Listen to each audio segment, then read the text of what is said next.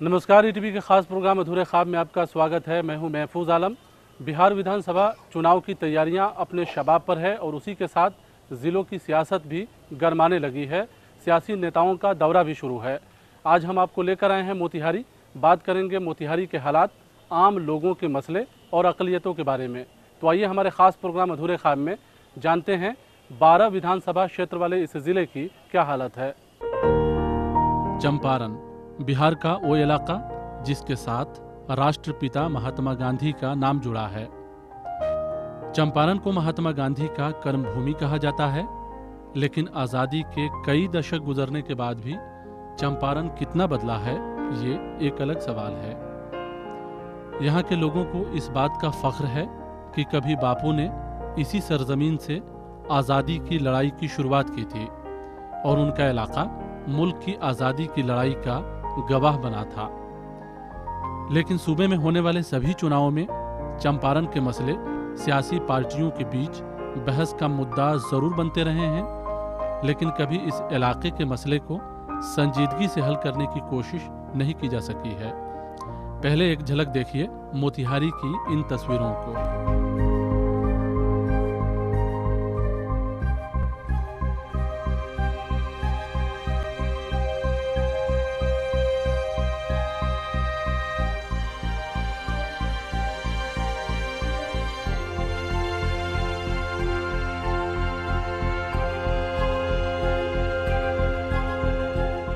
जाहिर है ये तस्वीरें खुशियों का एहसास नहीं कराती है।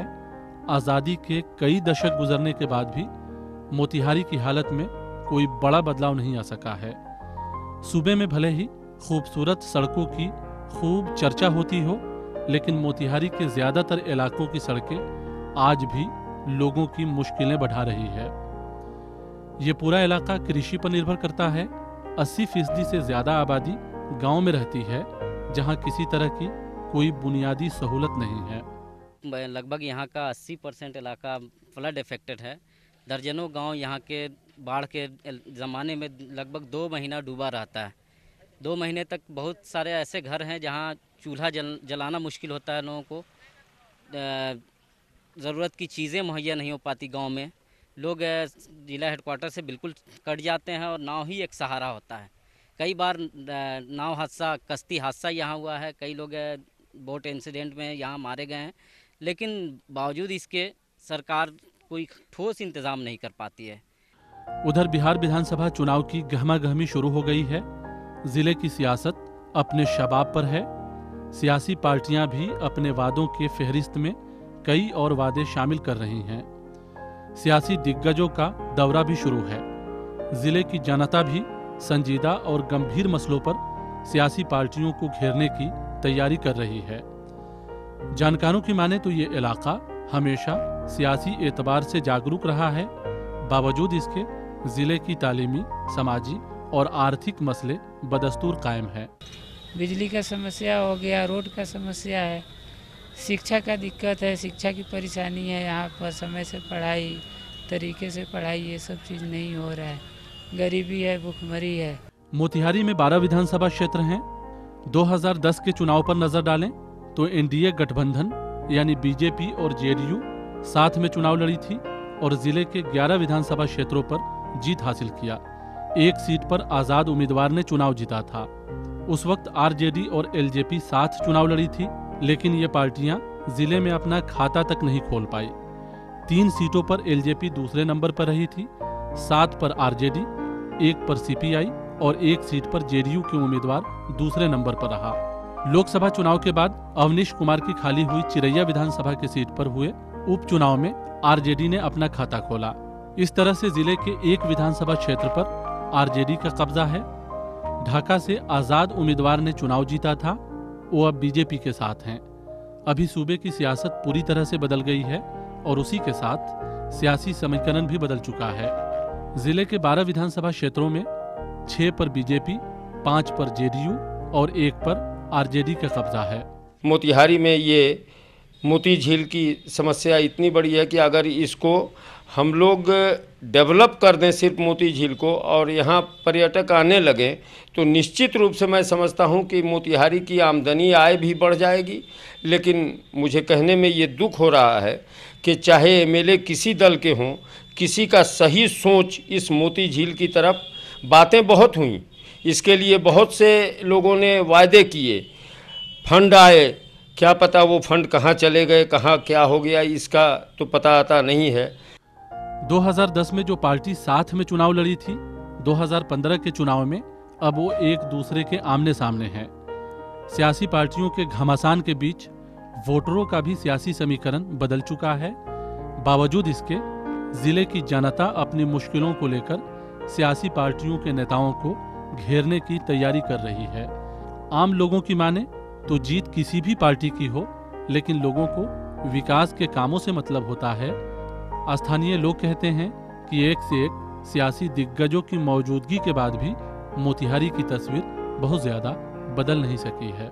अभी बाढ़ आया है तो वो सब बिल्कुल बुरी तरह नष्ट हो गया है। इस वजह से आवागमन सब बाधित है। मरीजों को खास तौर से बहुत दिक्कत है। उन लोगों को तो वहाँ चरपाई पे उन लोगों को लेके बाहर वहाँ निकाला जाता है उस पुल के बगल से। चुनाव के टाइम में तो सब कोई लालच पर रहबे करी, हमरा के दो हमरा के दो हमरा के दो, ओकरा बाद भी तो सब कोई पाते चल जाई। भुखमरी तो एरिया में बहुत है।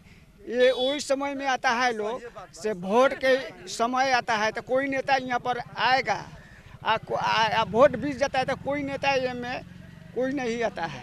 मोतिहारी तालीमी एतबार से काफ़ी जागरूक रहा है, लेकिन तालीमी इदारों की कमी लोगों की मुश्किलें बढ़ाती है। उधर रोजगार का मसला रही सही कसर पूरी करता है। बहरहाल वक्त हो गया है ब्रेक का।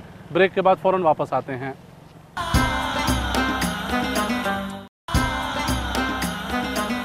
ब्रेक के बाद एक बार फिर से आपका स्वागत है। हम बात कर रहे हैं मोतिहारी के हालात के बारे में।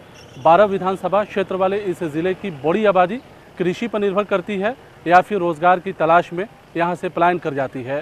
सभी चुनावों में इलाके के सियासी दिग्गज यहाँ के मसले को हल कराने का दावा और वादा करते रहे हैं। बावजूद इसके लोगों की मुश्किलें बरकरार है। 2010 में बीजेपी और जेडीयू साथ में चुनाव लड़ी थी और आरजेडी और एलजेपी उनके खिलाफ थी। इस बार जेडीयू के साथ आरजेडी है और बीजेपी के साथ एलजेपी। रालोसपा और माझी की नई पार्टी हम भी बीजेपी के साथ है। 2010 में जिले के 12 विधानसभा क्षेत्रों की तस्वीर कुछ इस तरह से थी। रक्सौल विधानसभा क्षेत्र में 7 उम्मीदवारों ने चुनाव लड़ा। बीजेपी और एलजेपी के बीच सीधी फाइट हुई। बीजेपी के उम्मीदवार ने 10,117 वोटों से चुनाव जीता। एलजेपी दूसरे नंबर पर रहा। यहाँ 54% पोलिंग हुई थी। सुगौली में 10 उम्मीदवारों ने चुनाव लड़ा। बीजेपी और आरजेडी के बीच असल लड़ाई रही।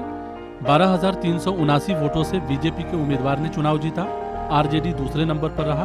55.32% पोलिंग हुई थी। नरकटिया में 17 उम्मीदवारों ने चुनाव लड़ा।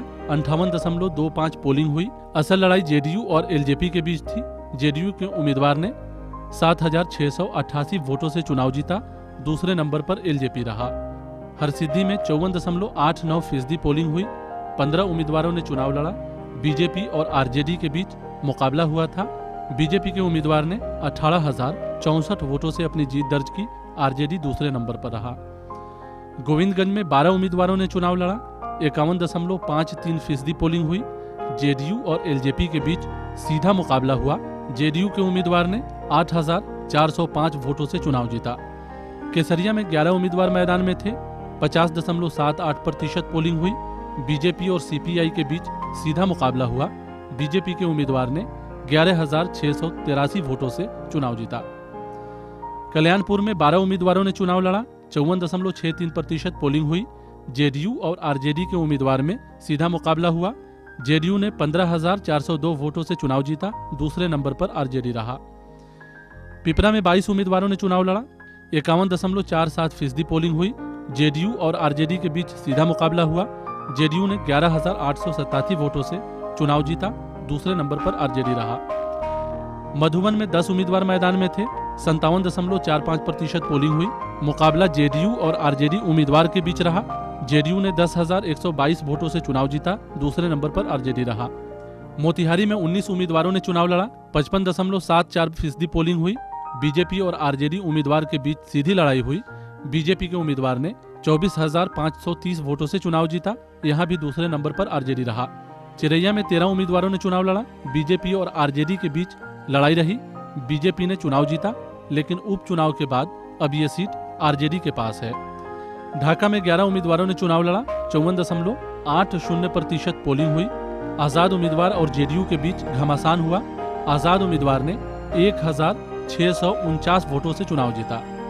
जेडीयू दूसरे नंबर पर रहा। मोतिहारी में ढाका अकेला विधानसभा क्षेत्र था जहां 2010 के चुनाव में एनडीए की हार हुई थी।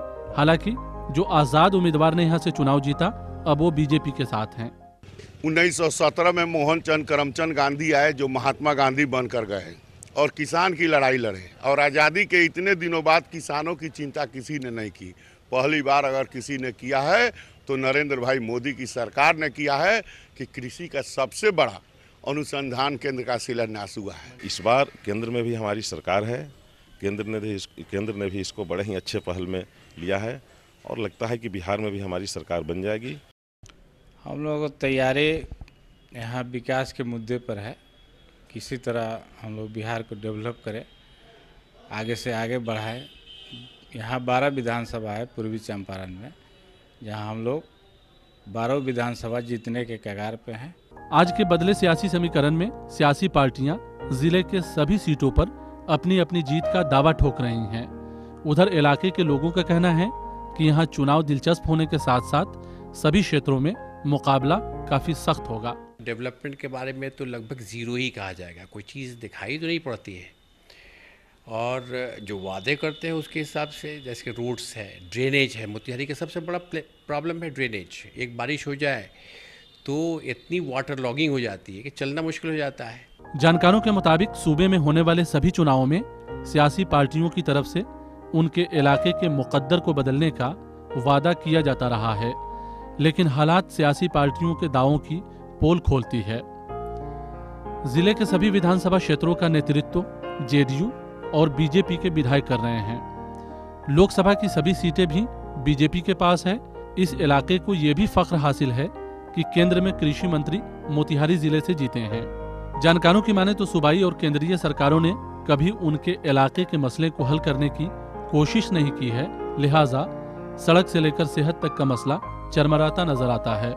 स्वास्थ्य का जो बुरा हाल है, अभी जो है सो बाढ़ में पूरा इलाका घिरा हुआ है। कोई इमरजेंसी अगर हो जाए तो मोतिहारी जो है सो वहाँ के लोग नहीं पहुँच सकते हैं, वो रास्ते में ही दम तोड़ देंगे। यहाँ पीएससी का भी कोई ख़ास इंतज़ाम नहीं है। एडिशनल पीएससी है जहाँ बहुत सुविधाएं नहीं है। ऐसे में लोग जब बरसात के ज़माने में बीमार होते हैं तो ज़्यादातर लोग हॉस्पिटल ले जाते दम तोड़ देते हैं। जानकारों की माने तो सभी चुनाव में सियासी पार्टियों के वादों की फहरिस्त में ज़रूर इजाफा होता रहा है, लेकिन काम का मामला उस फहरिस्त का हिस्सा नहीं बन पाता है। स्थानीय लोगों ने स्थानीय सियासत को भी कसूरवार बताया है, जो काम से ज़्यादा अपनी चिंता वोटों के समीकरण पर ही मरकूज करते हैं, यानी लगाते रहे हैं। बहरहाल वक्त हो गया है ब्रेक का। ब्रेक के बाद फ़ौरन वापस आते हैं।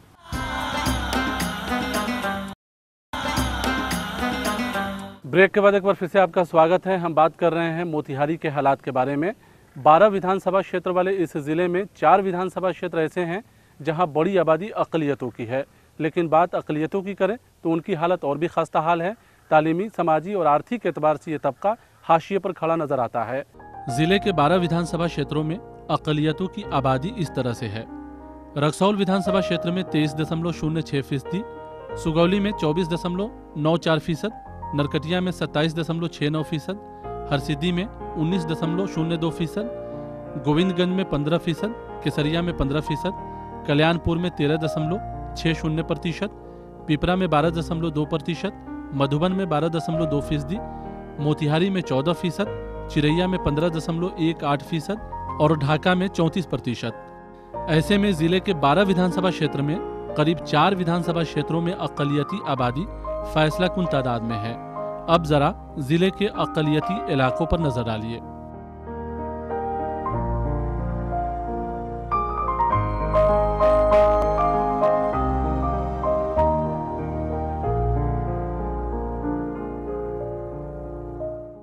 सड़क मतलब मेन सड़क और नाला, पानी की समस्या है, सड़क की समस्या है, यह मुख्य समस्या है। शिक्षा की व्यवस्था बिल्कुल गिरी हुई है।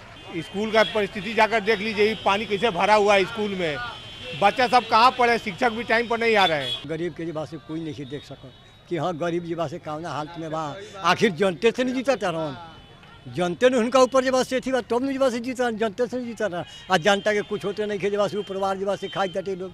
जानकारों की माने तो उनके मसले पर सियासत तो होती रही है, लेकिन आम तौर पर काम नहीं हो पाता है। जिन इलाकों में अक़लियतों की बड़ी आबादी है, उन इलाकों के मसले और भी खस्ता हाल हैं। नरकटिया विधानसभा क्षेत्र की ये सड़क मोतिहारी से रक्सौल को जोड़ती है।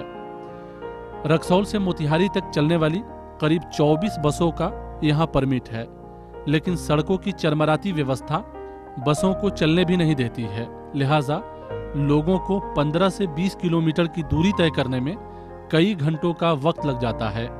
भले ही सूबे के किसी इलाके से राजधानी पहुंचने में 6 घंटा से भी कम वक्त लगता हो, लेकिन रक्सौल से मोतिहारी जाने में लोगों को कई घंटे लग जाते हैं। उधर दिलचस्प ये है कि ये सड़कें बनती रही है, लेकिन उसकी उम्र 1 से 1.5 साल तक की होती है और फिर लोगों को इसी कश्मकश के साथ जिंदगी गुजारना पड़ता है। इसमें लगभग 20 बसों का परमिट है इस रोड पे, लेकिन फिर भी यहाँ जाने में लगभग 5 घंटा 4.5 घंटा पैसेंजर को समय लगता है। इतनी दिक्कत है, सड़क खराब होने की वजह से यहाँ बसें नहीं आती। चुनाव आता है, नेता लोग आते हैं, चुनाव जीत कर चले जाते हैं, फिर कभी इस क्षेत्र में देखने नहीं आते हैं कि लोगों की क्या समस्या है। तो ये समस्या के लिए नेताओं लोगों को इस पर विचार करना चाहिए। इस इलाके में सैलाब के मसले से लगातार लोग जूझते रहे हैं। तिरवाह के इलाके में हर साल पानी आता है और लोग इन्हीं मुश्किलों के साथ अपना वक्त काटते हैं। दूसरी तरफ कई ऐसे इलाके हैं जहां सबसे बड़ा मसला सड़क का है। नरकटिया विधानसभा क्षेत्र का नेतृत्व जेडीयू के विधायक के हाथों में रहा है, लेकिन काम देखिए। मौजूदा सरकार की सबसे ज्यादा तारीफें सड़कों को लेकर हुई है, लेकिन नरकटिया की ये खस्ताहाल और बेबस सड़कें यहाँ के लोगों की बेबसी का पता बताती है।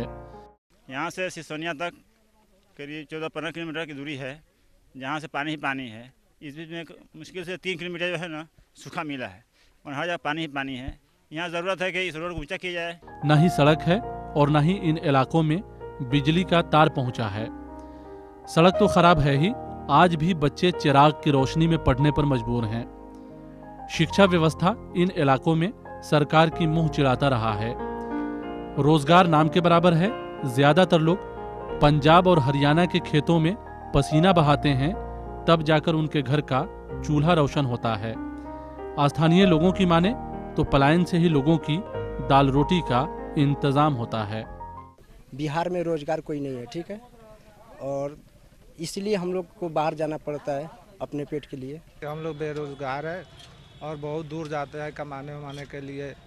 कोई जयपुर जाता है, कोई दिल्ली जाता है, ऐसा ही लोग भटके हुए हैं। ये मोतिहारी का सदर अस्पताल है। अस्पताल की हालत भले बदली हो, लेकिन अस्पताल के कैंपस में ऐसी ही गंदगी रहती है। अब सवाल है कि क्या ये गंदगी जिला इंतजामिया और इलाके के नेतृत्व करने वाले लोगों को दिखाई नहीं देती है? क्या ऐसी गंदगी को अस्पताल के कैंपस में बने रहना चाहिए? कई सारे सवाल हैं, लेकिन इस बार फिर से इलाके के तमाम सियासी नेता अपनी अपनी पार्टी के जीत का दावा कर रहे हैं। साथ साथ इलाके के विकास को लेकर भी उनके पास कई तरह के मंसूबे हैं। इस बार भी मोतिहारी की सभी सीटें बीजेपी एनडीए के साथ रहेगी और स्ट्रेटजी हम लोगों का तो लोकसभा में जिस प्रकार से हम लोग लड़े हैं उससे भी और बेहतर तरीके से इस बार हम लोग चुनाव लड़ेंगे और 12 की 12 सीटें बीजेपी और एनडीए के हाथ में रहेगी। विकास हमने किया है और विकास को लेकर के हम लोगों के बीच में जाएंगे, हम उसके मतों का स्वीकार करें। सरकार की तरफ से अक़लियतों के कब्रिस्तानों की घेराबंदी की खूब चर्चा होती रही है, लेकिन मोतिहारी शहर के कब्रिस्तानों की हालत भी अच्छी नहीं है। अभी बारिश का मौसम है, थोड़ी बारिश में ही कब्रिस्तानों में पानी भर जाता है, लोगों को मुश्किलें उठानी होती है। दिलचस्प यह है कि घेराबंदी पर सरकार अपनी पीठ थपथपाती रही है, लेकिन कब्रिस्तानों की घेराबंदी का मसला आज भी बरकरार है। वहीं ये इलाका पूरी तरह से कृषि पर निर्भर करता है, लेकिन किसानों को सरकार की तरफ से कोई खास राहत नहीं मिल पाती है, यहाँ तक कि इंदिरा आवास, पेंशन और सरकार की दूसरी स्कीमें सही तरीके से जमीन पर लागू नहीं है। मुस्लिम्स देखें कि हम लोग नेशनल मेन स्ट्रीम में हैं, जो मौके हों अच्छी तालीम हासिल करके अच्छे एक स्ट्रगल करें, इकोनॉमिक डेवलपमेंट को अपने करें, छोटा छोटा बिजनेस करते हुए करें, लेकिन गवर्नमेंट से कोई स्कीम की उम्मीद मुसलमानों को नहीं है। हमसे यहाँ तो नेता आते हैं, वोट ले लेते हैं, जाते हैं, कोई काम नहीं होता है। हम लोग गड्ढा में पड़े हुए हैं, नहीं हम लोग घर है और नहीं रहने का साधन है। बाल बच्चा देश विदेश कमाता है अपना पेट के लिए। जिले के लोगों की माने तो मौजूदा हुकूमत ने कई इलाकों की सड़कों की हालत बदलने के साथ साथ स्कूलों के मसले को हल करने की कोशिश की है। हालात भी बदले हैं, लेकिन उसकी रफ्तार इतनी सुस्त होती है कि अक्सर दिखाई नहीं देती है। उधर इलाके में कई सड़कें ऐसी हैं जहां जाना आज भी एक मुश्किल मरहला है। लोगों ने जहां सरकार से इस मसले पर गौर करने की अपील की है, वहीं रोजगार, तालीम और सेहत से जुड़े मसले को हल करने की मांग की है। जिले के 12 विधानसभा क्षेत्रों में जीत किसकी होगी ये तो बाद में मालूम चलेगा, लेकिन तमाम सियासी पार्टियों के नेताओं का दौरा शुरू है और सब अपने अपने तरीके से लोगों का दिल जीतने की कोशिश कर रहे हैं, वादे कर रहे हैं और लोगों से दावे कर रहे हैं। देखना है ऊंट किस करवट बैठता है। बहरहाल वक्त हो गया है आपसे रुखसत लेने का। अगले हफ्ते किसी नए मुद्दे के साथ आपसे फिर मुलाकात होगी। अगर आप इस प्रोग्राम के बारे में अपना कुछ सुझाव देना चाहते हो तो हमें ईमेल कीजिए। हमारा ईमेल एड्रेस है ak@etv.co.in। तो यहीं पे हमें और हमारी पूरी टीम को दीजिए इजाज़त। नमस्कार।